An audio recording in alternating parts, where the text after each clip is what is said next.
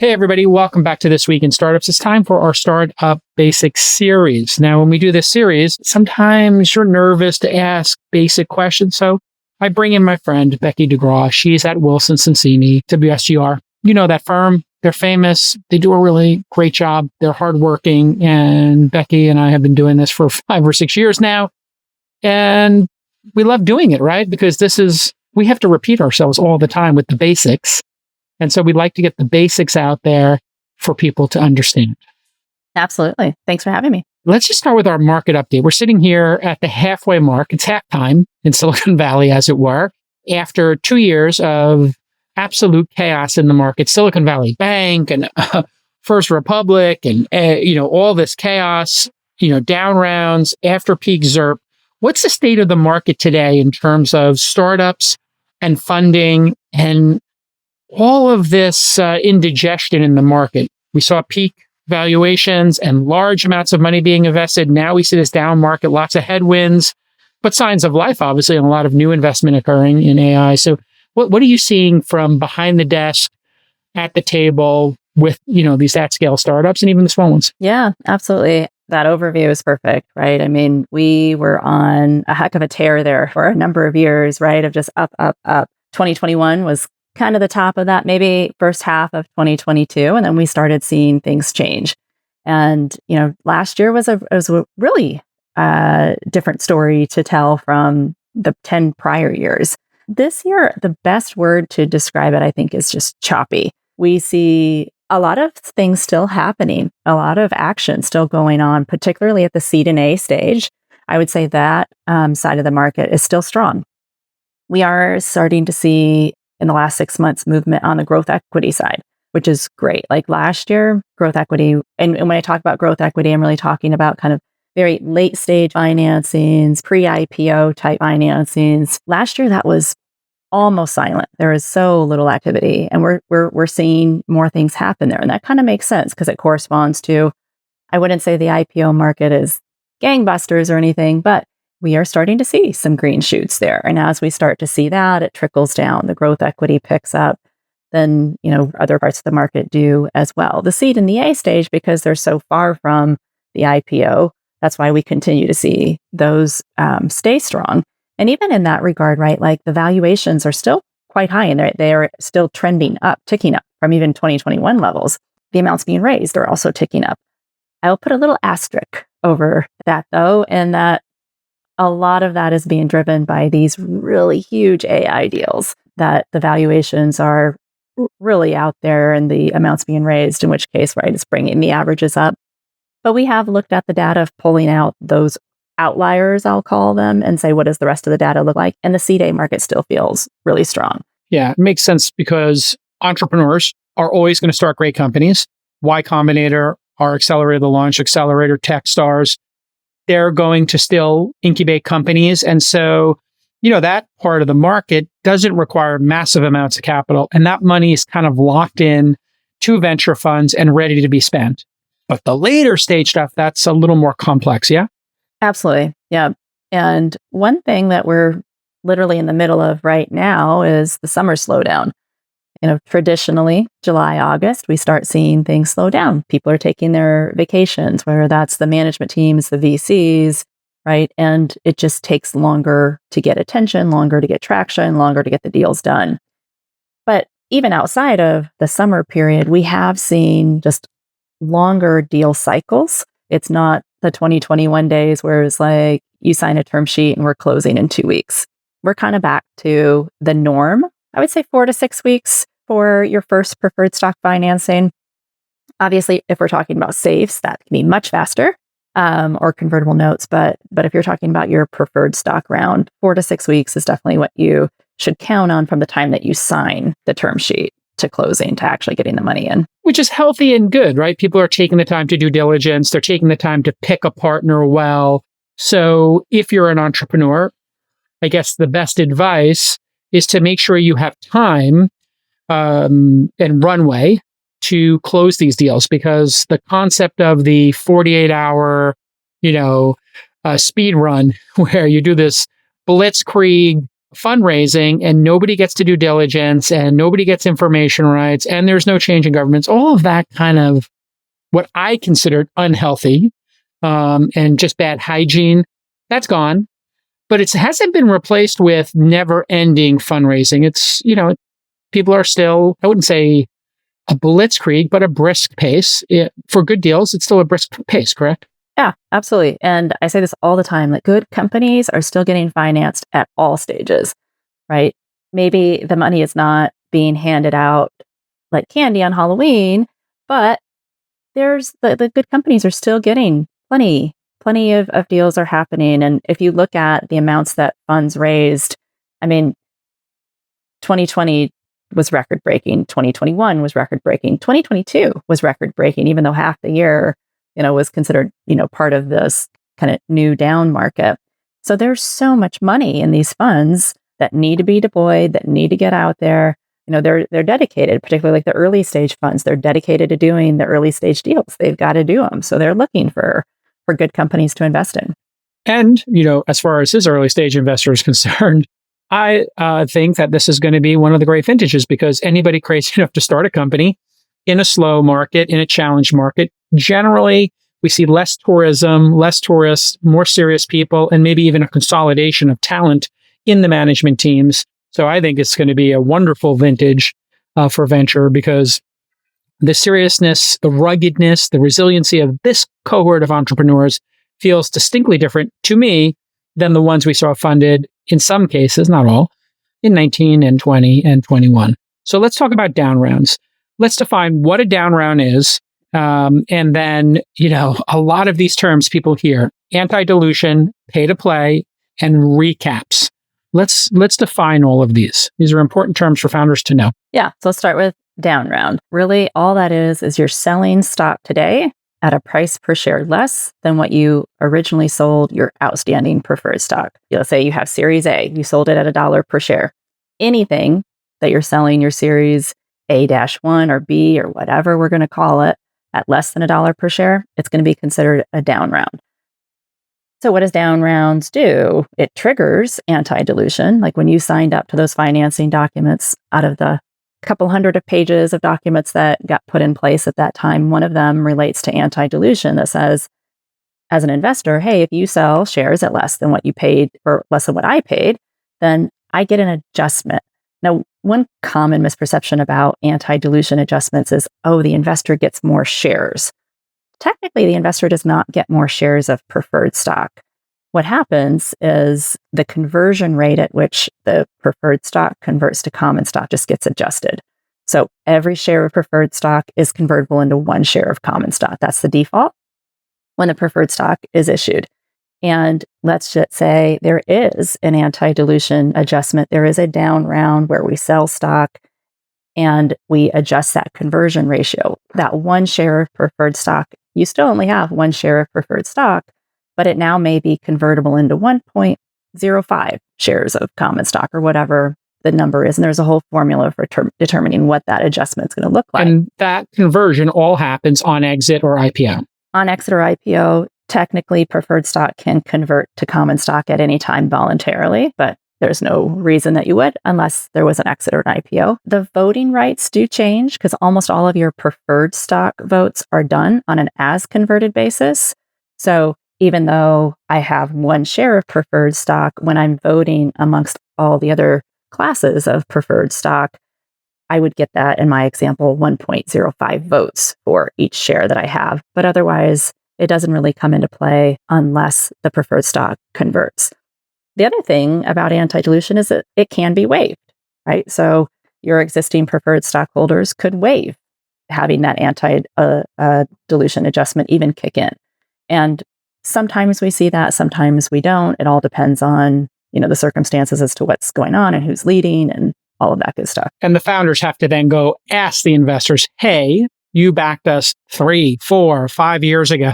Now we want you to waive this, even though you were the earliest investors who believed in us, and then these new people are getting a better deal than you. What is the best way to communicate that to get a chance of the investor to say yes? What is the best argument people make? And sometimes people ask you, hey, Becki, how do I tell Jake Al that I need him to take the haircut, not the new people?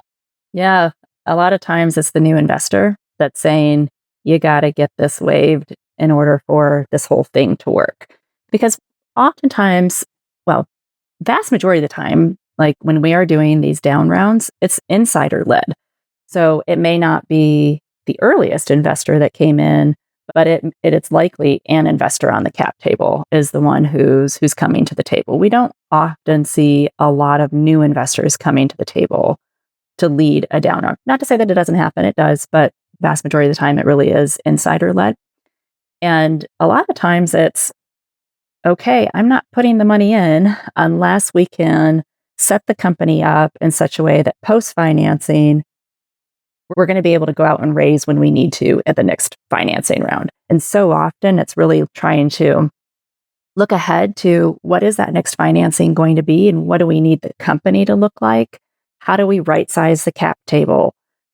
Do we need to incentivize people to participate? And that's when we get into all the other terms of, do we use a pay to play? Do we do a recap? Do we not? Right. So there's multiple levers here. One of them is, hey, get everybody to waive their anti-dilution so that the founders retain more ownership. The existing investors who aren't investing in the new round take a little bit of a haircut, but they're still in the game. But they didn't want to pay extra money to keep the company going. So therefore, that's where pay to play comes in. You either put more money in, and it's typically at, your existing ownership. So if you own 5% as a seed fund, and they're raising $1 million, okay, 5% of $1 million is 50,000. So we need you to put in 50,000 to pay to play. If not, your original 5% ownership is going to, maybe take it on the chin. Yeah. Yep. And the whole point of the pay to play, not every down round has to have one. Really, the reason that you would put it in place is you need other investors to come to the table. And you may have one or two insiders that say, okay, I'm putting money in and I'm going to put together, we're going to put 10 million in, but the company needs 15 million to get to the next milestone. And I'm not putting my 10 in unless I know the company's going to get to that minimum amount, because otherwise you're not going to do anything with my 10 million.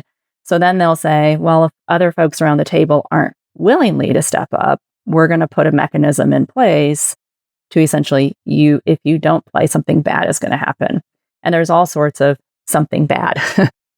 Most times the something bad is you get converted. We were just talking about preferred stock converting to common stock. Most of the time, the way that we do this is to say, if you don't participate to your full pro rata percentage, then all of your preferred stock is going to get converted to common stock and you lose all of your preferred rights. Now, you can do that on a 1-to-1 basis. You can do that on a something else, like a 10-to-1. So for every 10 shares of preferred stock you have, you're only going to get 1 share of common stock, right? If we have a really big decrease in valuation, and this is oftentimes where a recapitalization is coming into play in connection with that pay to play, is it may be, well, we've got enough insiders who are willing to participate. And in fact, we do this pay to play. If you participate, you get to keep your preferred stock, which means the liquidation preference, the liquidation stack that goes along with that preferred stock stays in existence. If it turns out that your total liquidation stack is higher than your new valuation, that's not really setting the company up for a good spot come next financing. So in that case, that's where we will start trying to, mess with those ratios to say, even if you do participate, you're only going to get a 10th of a pull-up or 25% pull-up or whatever it might be. And this is why a lot of firms, if there's a recapitalization, a pay-to-play, or a down round, they just don't participate. Because as venture capitalists, as seed funds, you have your choice of investing in the next company that has all the promise of a clean cap table and a new idea. And then you have this other company, maybe they've hit 5 or 10 million in revenue, but you have this very hard discussion that has to occur. And a lot of VCs, when I talk to them privately, they say, I just don't want to be involved in the bad feelings. It's a lot of bad feelings. A lot of people get hurt. And as a seed fund, Becki, we will be faced with situations where, hey, this is happening. We own 10% of the company. We've made 4 investments in it over 5 years.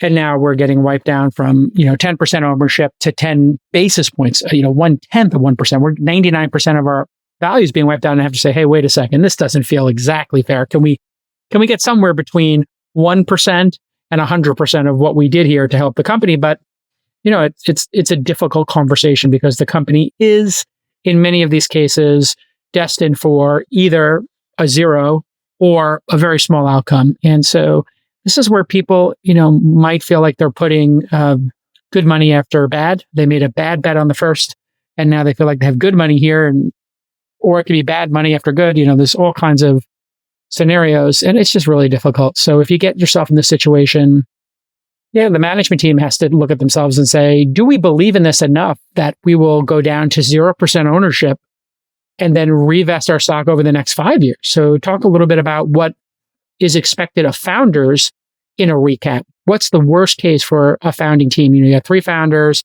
let's say 5 executives who have, over 1%. So you got these 8 people, but only 3 of them are going to continue on. And those 8 people, let's say they owned in aggregate 50% of the business, let's say 60% of the business. Those 8 people each owned 8%-ish. Maybe some own 20, maybe some own 2. What should they expect if they're going to continue on with the business? And then some of them are not, 4 are going to keep going, 4 aren't. What should they expect?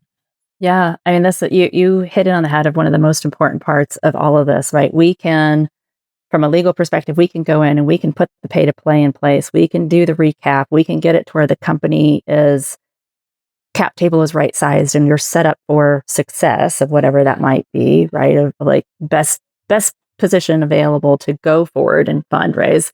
But if your management team has been wiped and is not happy, it's a hard row to hoe. Like after you do one of these, you've got to go back and communicate to your current base. It's going to be out there in the news. Okay. You're not going to hide it. Even if you somehow hide it from the press for a short period of time, it's going to get out. They're going to see it in connection with, future stock options. They're going to be priced at a much lower price than what the prior employees were. So I always say a good communication plan. You got to be able to pitch it and believe it that this is setting us up. You know what? We kind of got off in a wrong direction. This is kind of a critical moment for the company. This is your opportunity to be in. You know what? We've done the layoffs. We've done the cost cutting. We've got fundraising in the door now, and now we're able to really turn it around. And you got to be able to believe that and communicate that to your team, and that's all to your investors too. Because to your point, if you don't believe that as an investor, don't put the money in. Have your stuff convert, right? Put your money into someplace else where you think that there might be a return. But every term sheet that I do, and this is literally at the term sheet stage, whether I'm on the company side or the investor side, and we're thinking about putting one of these types of structures in place, one of the topics that needs to be really thought through is how are you going to re-up the team? Because you can't just expect them to be, I'm going to put in the really, really tough work now to turn this around and to make this work without re-incentivizing them. So we will often see things like a 20-30% employee pool being put in place to re-up the people that are staying and actually going to be the executors on making this hopefully successful for the next step. And so in this hypothetical example, 10 million in revenue company, there's something here. Maybe it's not growing. Maybe they're out of capital. They need more money. They're burning, to make that 10 million a year, they're burning $4 million a year. So they've got work to do in cutting expenses and growing revenue in a hard market. And let's say there's 8 executives at the company, some combination of founders, and 4 don't want to go. Well, that part of the common pool and with the preference, that might be wiped out 60, 70, 80%. So those people who are leaving are going to see if they own 10% of the company, now they own 1% maybe. But the 4 people who are staying, hey, the good news for them is they should participate in that 30% pool and earn it over maybe 5 years because they're sticking around. And so if you are part of the group that gets ground down, but you decided to get off the boat, well, you should be thankful you have anything because this thing was going to sink anyway. And that's a really hard conversation to have. It's a very real conversation to have, and it's a test. This hasn't been an easy journey. We did get to 10 million in revenue, but we're upside down in terms of profitability. But we're here at port. And that's the way I like to explain, hey, we're at port. People can get off the ship. If you're not feeling it, people can stay on the ship. The people who are staying on the ship get the new carry. They get the new provisions. They get the new opportunity. The people who are getting off, they get a hug. Good luck. You get to get on the next ship. You're at port. You can start a new company. You can build a ship. You can work on the port. whatever you want to do. But those people who are going back out to try to get to the new land, they got to be incentivized. And so hard conversations, and make sure you have great counsel like Becki when you do it, because you have to make sure everybody's protected and it's buttoned up. Worst case scenario, if you do this wrong, do you see people taking actions later on and suing the company, getting upset and that kind of thing? Or do people generally in the industry just write it off and say, yeah, it's bad luck. The company didn't work out. What typically happens? Yeah. So if you go through one of these and ultimately the company doesn't make it, which I will say most don't, that's usually the end of it, right? Like investors aren't going to file lawsuits to get nothing.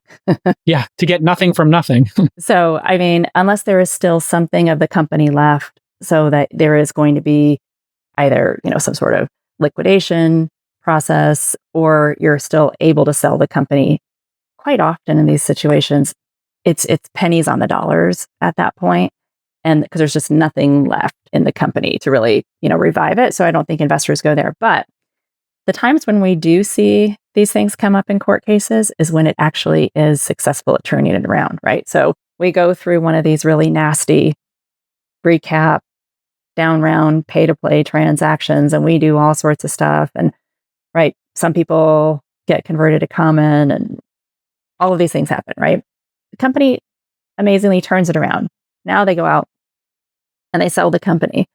Well, now that's when we'll see the lawsuits hit from years ago, right? And any of these transactions that we talk about, and the more that we couple together, if it's an insider-led down round such that we don't have a disinterested board, we're going to be held to a higher scrutiny level. Once we add an aggressive pay to play, we add a recap, we add that insiders are getting benefits that others aren't, right? Like all of these things, to where at the time, it may be like, this is the only option that we had. Nobody else was coming to the table.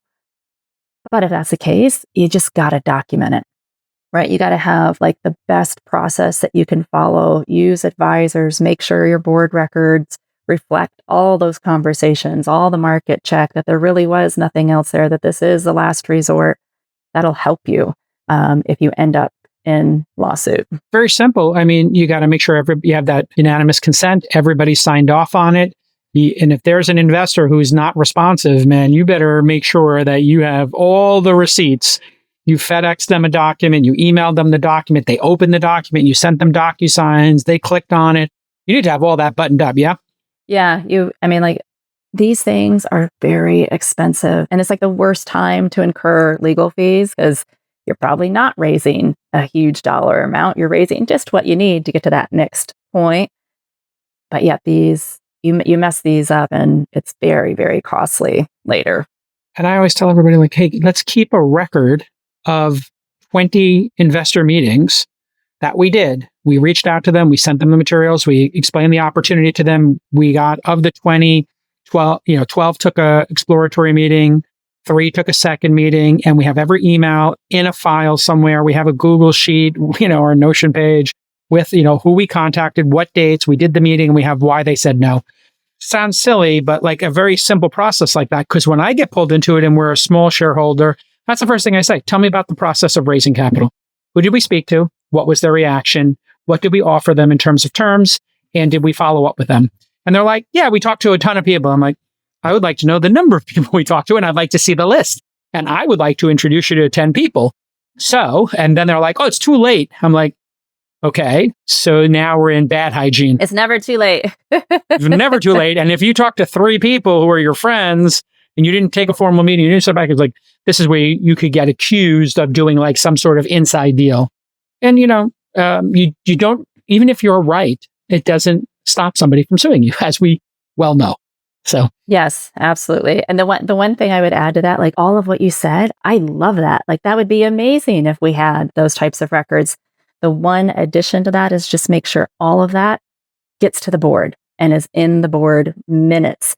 Like it's one thing, we see this all the time where it'll be like, oh, the CEO will say, oh, I had this conversation with the board member. I had this other conversation with another board member. I'm like, did we ever have a board meeting where we all talked about it at the same time? Like, no, like just little things like that. And I think that is also where counsel who is experienced in dealing with these will be like, hey, just call a meeting. I need to get this on the record. We need to show the process. Call a meeting, and here's an attachment. Yeah. And here's the attachment, the list of people we contacted. I mean, it's so simple. We could put that in what do you call it, an exhibit or something in the board notes or the deck, and you put that, attach it. Everybody signs it, easy breezy, lemon squeezy. So, this is, I got a lot of scar tissue on this one. And I don't know why, but I always if the founder wants to fight, I always get in there and I just fight to the last. I'll be the guy in the cave, last two guys, last three gals standing. I'll fight all the way if the founder wants to. So I'm crazy like that, but I always like to get this documentation done. Becki, you're amazing. You're awesome. Tireless supporter. Everybody, it's very easy to find her, Becki, WSGR. You'll find her. They do a great job. They do most of my work, and I love them for it. All right, we'll see you all next time on Startup Basics. Go to thisweekinstartups.com/basics, and you'll see Becki discussing this stuff over the years. Get educated, have great counsel, and details matter. We'll see you all next time. Bye-bye. Bye, everyone.